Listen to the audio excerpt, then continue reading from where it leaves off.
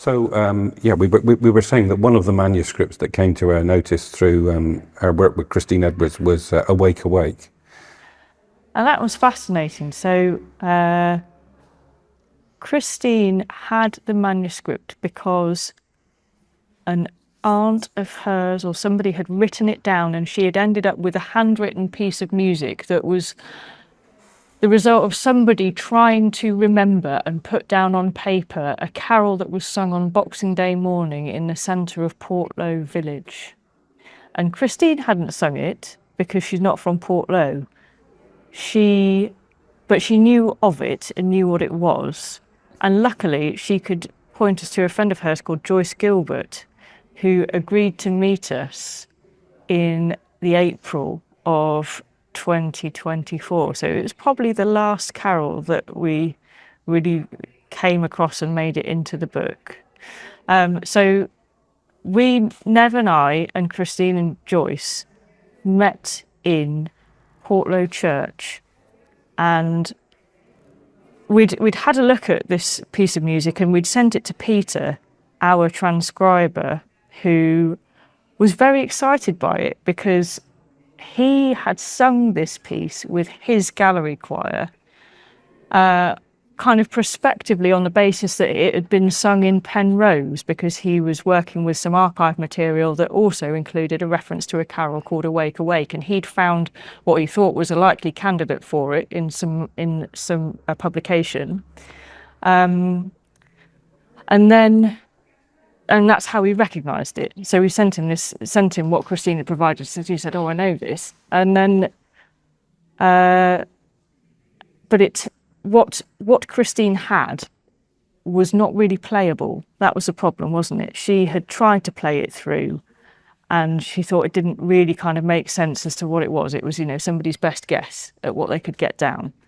And so the idea of meeting up with Joyce was to see if we could play it through and figure out and have Joyce sing it. That was the marvellous thing. Joyce sang it for us and we recorded it. And then we provided that recording to Peter, who reconstructed how we think it was sung in Portlow, which, as we were saying about the sort of folk process and being washed in the generations, it's going to take on its own particular incarnation in a particular place.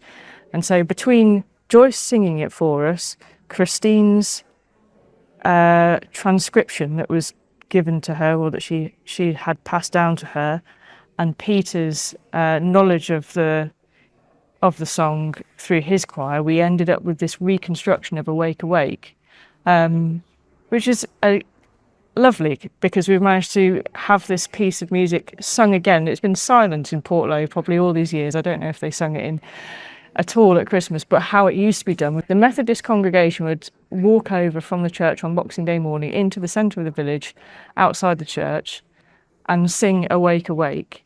And Joyce remembered it from her girlhood, which must be, I hesitate to guess a lady's age, but I would say it was probably the 40s. And it just got dropped out of use. And so it had been forgotten and might never have been sung again. And not to be too sort of saviourist about it, I feel very happy that between us and all the people that helped make it happen, this carol's been saved and is now in the book. One of the things that we found, interestingly, was that on the manuscript version, and we only found this by doing the practical exercise of going and playing it and listening to Joyce sing it, was that we found that not all of the words had been written on the manuscript to align correctly with the notes, the musical notes. Yeah. And when they were shifted along slightly, things became a lot clearer. And that was one of the things that we found that enabled us to recreate it to the genuine version as it was sung in Portlow. So that was a great pleasure to be able to do that. And then I think the last carols that made it into the book that we haven't talked about are some carol lyrics by Florence Attenborough or Florence Stodden, which don't have any music, but because they are carols we felt should be included, and who knows, maybe somebody will write some music for them one day. The book was completed sort of towards the end of the year. It includes the 40 carols and the music, and it also includes some history about each one, which I wrote with a lot of help from other people like Peter and Christine and Joyce and other groups that are interested in carols as well, that were kind enough to provide information. So we've got this was put together and finalised in the autumn of 2024, ahead of the carol service, and I suppose we'll go on to talk about that now. But just seeing as we were just talking about Awake Awake, a real high point of the service for me was hearing that sung and having Joyce and Christine there to hear it, which was absolutely lovely. But we should probably talk a bit more about the book and then setting up the service. Yeah, one thing I should mention is that when we collected these 40 plus carols, we found that we had a carol connected with every parish on the Roseland, except one, which was Ruan Lanihorn. We found that we didn't have any carols connected with Ruan Lanihorn. So we decided that we would correct that omission, and we commissioned Gareth Churcher to write a new carol for Ruan Lanihorn. A couple of bits of background there are that there are some local historians in Ruan Lanihorn called David and Carol Hughes, and we asked them to become involved, and they were able to provide some notes on local history, and particularly some notes on colloquial local place names around Ruan Lanihorn that we were able to supply to Gareth Churcher as part of the commission. And another piece of background information here is that one of the other funders for the project that became quite significant was the University of Sheffield through their Access to Folk scheme. And they provided some funding to the project, but also were very useful because at various stages during the project we have to do, or Kate and I have done conversations with them, and they then provided suggestions about things that we can do, and provided a valuable sounding board to provide suggestions of how we might be able to do things a little bit better and incorporate things.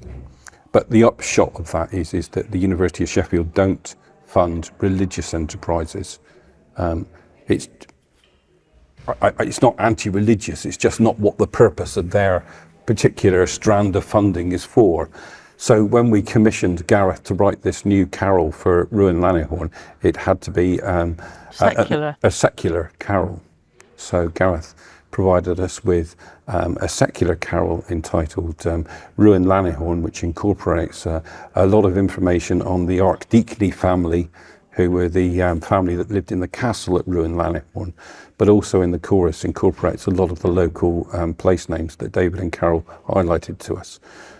So again, it was a great pleasure to be able to include a new work that related to Ruan Lanihorn in the collection.